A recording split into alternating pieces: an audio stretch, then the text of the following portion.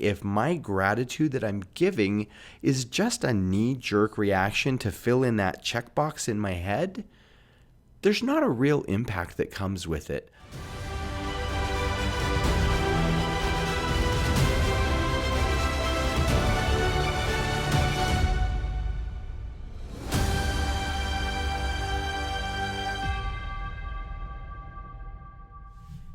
Welcome once again, friends. This is Matthew Pilling, Chief Overthinker with a Pilling Perspective.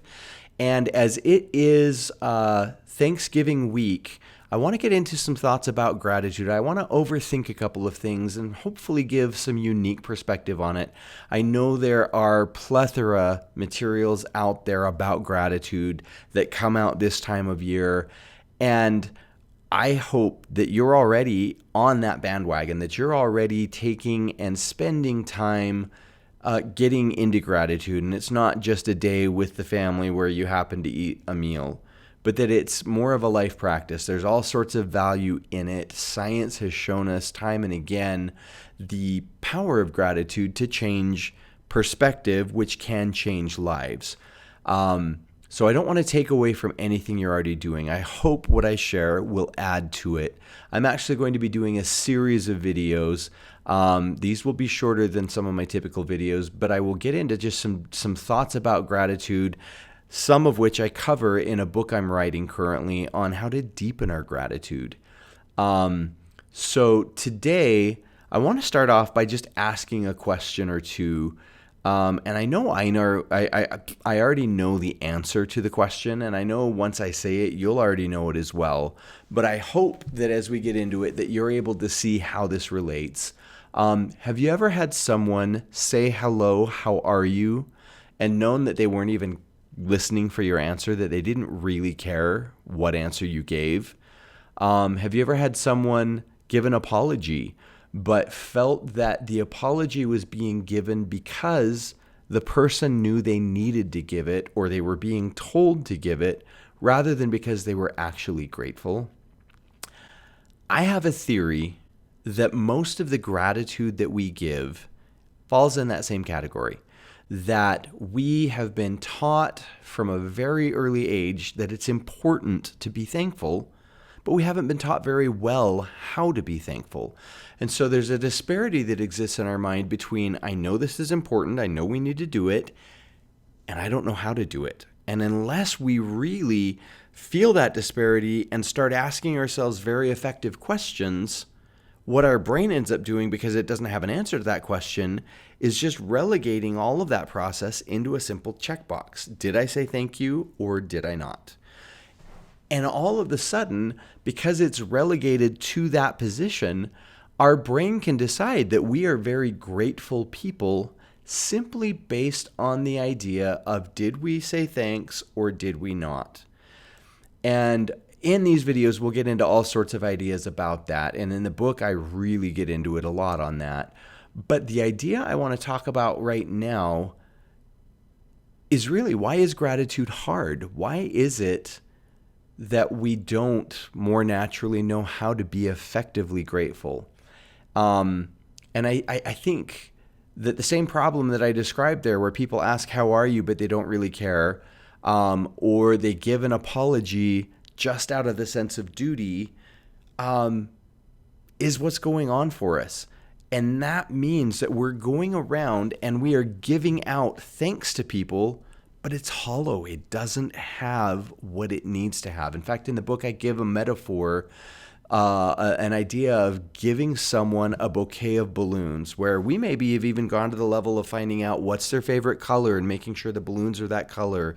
What's their favorite flower, making sure that the flowers in the bouquet are what they're looking for and are going to have some impact. And we make this bouquet and we give it to them without ever inflating the balloons. And we don't even realize that we haven't inflated the balloons. And I chose that metaphor carefully because I don't want it to be all about hot air. And that's not where I'm going with this, as much as I want us, and think we want us, deep inside of ourselves, to feel the feelings that we're expressing before we start giving them out. And what I mean by that is, if I haven't actually done anything to see that I am grateful for what you're doing for me, if my gratitude that I'm giving is just a knee-jerk reaction to fill in that checkbox in my head, there's not a real impact that comes with it, either for me or for the person that's being thanked. And that's a problem. And yet in society, if you really stand back and watch, a lot of thank yous are knee-jerk reactions. And so sometimes when people get into the other side of some of gratitude, when I say the other side, when they get into some of these gratitude activities, I'm going to do a journal and I write down things that I'm grateful for, but I don't feel changed by it. Or there are all sorts of gratitude practices out there, and I've seen people get involved in them, and they're involved in a group, and the group will talk about them. And perhaps if somebody else shares something that did go a little deeper for them, it causes others in the group to start to go a little deeper. But a lot of the practices end up being focused on width of gratitude rather than depth of gratitude. And I do think width is important because the greater the mass that we create within our gratitude, the more effect it can have. But if we could take each of those things that we're grateful for and figure out how to be more grateful for them, then we would be changed by it differently. And so why is gratitude hard? Because we haven't been taught how to go about really deepening our gratitude to the point where it matters to us enough to see that it matters to the other person as well. And some of the other videos that we'll get into will get farther into that. But I want with this one just the beginning idea of, is the grateful action in your life, is the gratitude that you're giving, for one, a knee-jerk reaction or not? Is it that checkbox or not? But for two, do you feel something before you try to share that feeling with somebody else? And there's a disclaimer in there. I do think that there can be times where my expressing something, my putting it into words, is going to help me actually feel it as well. And people talk in relationships about when they finally told someone they loved him, or loved them. They were amazed at how much that affected the feeling that was already there, but that it grew. And I do think expressing gratitude does make it grow. In fact, I listened to a podcast just the other day by Lee Brower where he very specifically talked on that topic, and I 100% agree. But if we want to be more effective with our gratitude, we need to see that it's cooked before we send it out there. We need to see that those balloons are inflated. So we will get into more about how to do that in future videos. I hope just this thought as a small primer about your gratitude helps you have a better Thanksgiving holiday if that's when you're watching this. But that it just gets you on a path of questioning how you approach gratitude.